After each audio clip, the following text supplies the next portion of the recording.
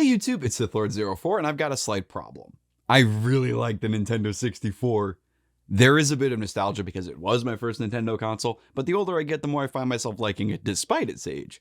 Unfortunately, there is an itsy bitsy gremlin that kind of plagues it, and it's the controller's joystick. Given enough time, this will grind down on the inside and you will go from stiff to floppier than a shy porn star. Now, you can open it up and give it some TLC or swap the stick out entirely, but if you're like me and a bit of a lazy bastard, you do have options in today's day and age. So, let's take a look at a few of them. First up, the Captain. Made by Hyperkin, this sports that familiar Trident design but with a more traditional joystick. It feels great on the thumb courtesy of it being made of rubber as opposed to plastic and doesn't have any grindy bits on the inside. However, it is a hair or two more sensitive than the original, not to the point of being useless like many questionable aftermarket options you'll find in the wild, but still leaves a bit to be desired. Running around and pulling off moves in Smash is fine, but precise aiming requires some finagling due to how small the stick is.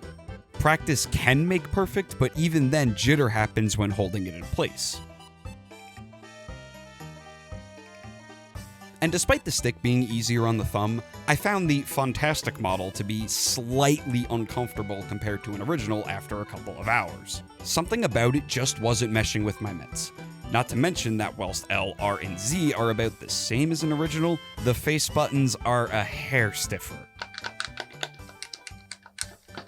Rumble packs and memory cards work just fine, but not the transfer pack. It's just slightly too thick to slide in and make contact.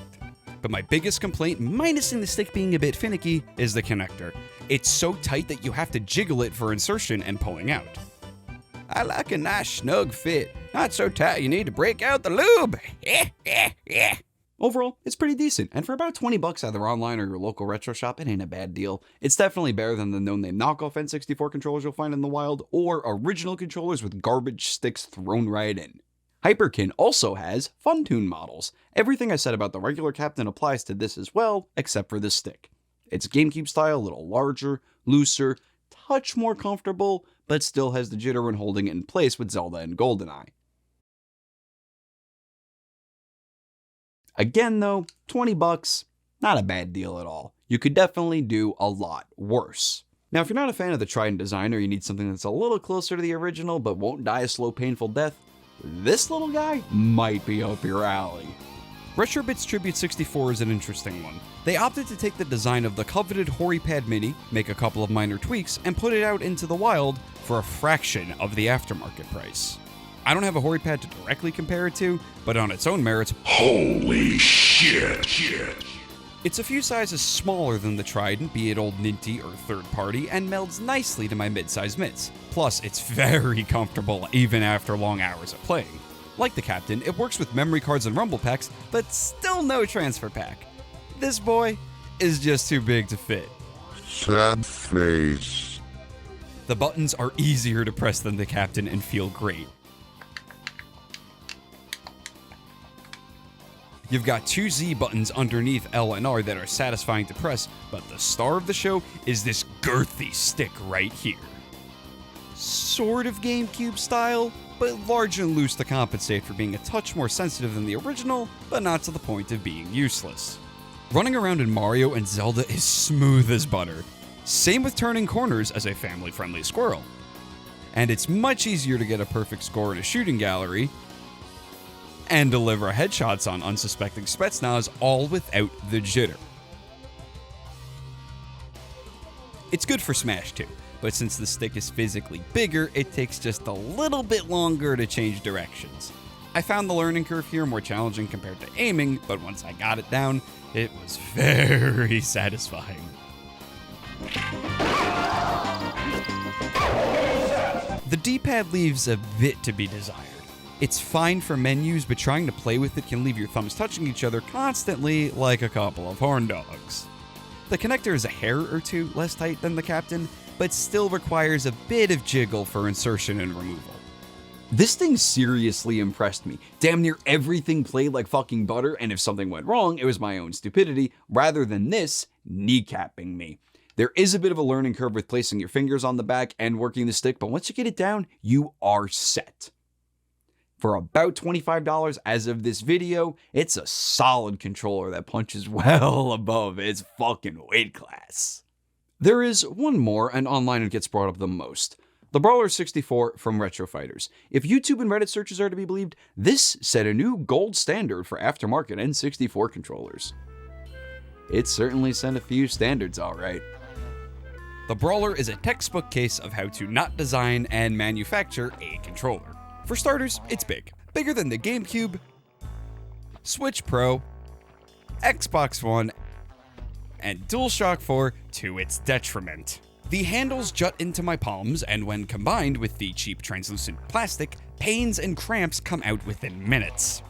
The angles on LNR line up nicely with my finger joints, and instead of 2 Z buttons, we have 2 Z triggers that make no sense outside of shooters, and are a bit stiff, leading to strain and discomfort fast. The face buttons work and don't require hard presses, but they have a hollow sound accompanying them.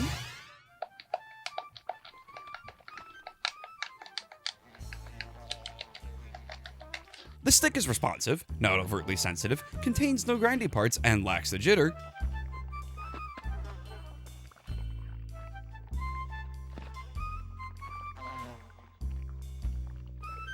But it's a bit stiff, and the rubber on top is a very thin layer with barely any on the edges, leaving my thumb tired after 10 or so minutes and being dug into when coming around from the sides. The D-pad is bigger than a Trident and works fine, but like everything else, feels cheap and half-baked. Works with the rumble pack, memory cards, doesn't like the transfer pack, and the connector goes in and out with no extra jiggling. If the only praise I can offer is the stick is a complete dog shit and the connector doesn't require any finagling, there's a serious fucking problem here. I cannot stress enough how much discomfort came from using this. The only controller in my collection that came remotely close is this bastardized fusion of the Dooku Controller S I picked up as an emergency LAN party controller back in fucking high school.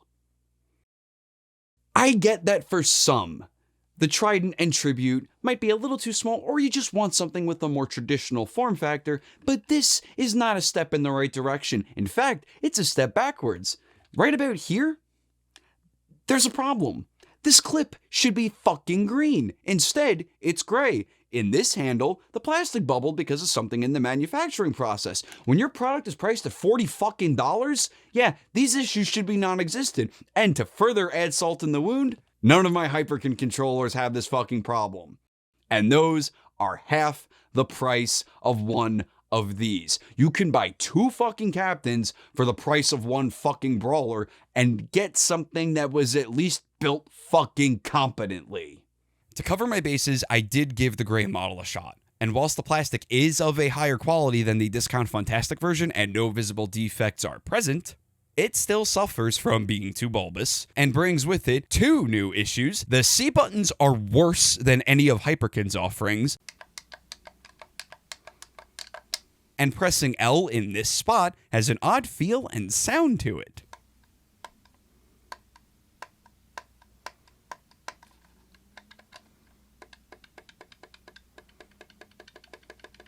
The Z triggers have something inside that stops it halfway, which is nice in theory, but still leaves these guys puckered out compared to a Trident or a Tribute.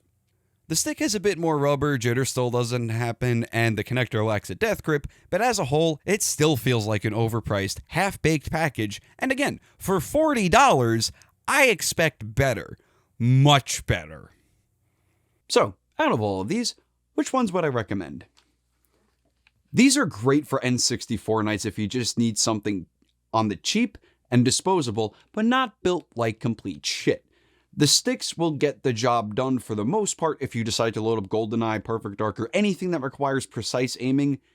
Your mileage will heavily vary depending on the game, but again, $20 a pop, not bad. You get 4 of these, you're good for a night, and hey, if something breaks or something fucks up, it was only $20, you can't go wrong. The Tribute's an excellent replacement for an original N64 controller. While it would be nice if the D-pad was a bit more practical and the transfer pack worked, it excels in every other area and makes these classics play better than fucking ever. For about $25, you really cannot go fucking wrong. If you have larger hands, it might not be for you, but again, $25, it punches well above its weight class, it's not that much of a risk. Really, it truly isn't. These should be avoided like the plague until they get a new design that doesn't suck or some actual fucking quality control. The fact that 2 of these things gave me pain, discomfort, and violated my wallet says enough right there to me. These do not recommend, do not fucking buy, whether you see it at a yard sale, dirt cheap, retro shop, what fucking have you. $40 a pop for a wired N64 controller with these issues is unacceptable and quite frankly ridiculous. Do not get these whatso-fucking-ever. Fuck the Brawler 64. There, I said it. Now, if you excuse me, I need to get some fresh fucking air.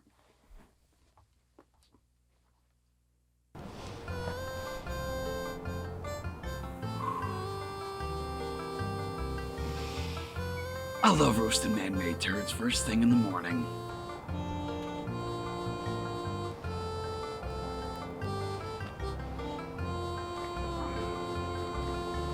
Oh, that just melted right in.